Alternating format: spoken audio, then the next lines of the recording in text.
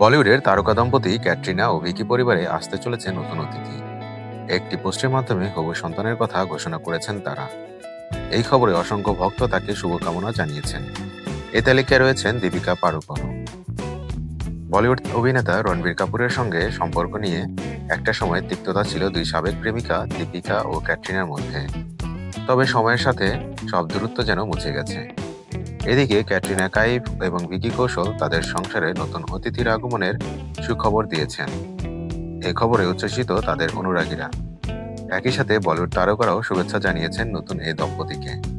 তাদেরই একজন হলেন দীপিকা পাড়ুকোন। ক্যাটরিনার সুখবরে তিনি আর চুপ থাকতে পারেননি। পুরনো সব তিক্ততা ভুলে দীপিকা ক্যাটরিনাকে অভিনন্দন জানিয়েছেন। দীপিকার এই মন্তব্যটি অনুরাগীদের নজর কেড়েছে, যা তাদের মধ্যে পুরনো সব ঝগড়া বিবাদের স্মৃতিকে মুছে দিয়েছে। ছবি পোস্ট করে ক্যাটরিনা কাইফ লেখেন, আনন্দ এবং কৃতজ্ঞতায় ভরা হৃদয় নিয়ে আমাদের জীবনের সেরা অধ্যায় শুরু হওয়ার পথে। এই খবরটির জন্য বোধহয় এতদিন অপেক্ষা করছিলেন ভক্তরা। ক্যাটরিনার এই ছবি পোস্ট করার সঙ্গে সঙ্গেই ভাইরাল হয়ে যায়।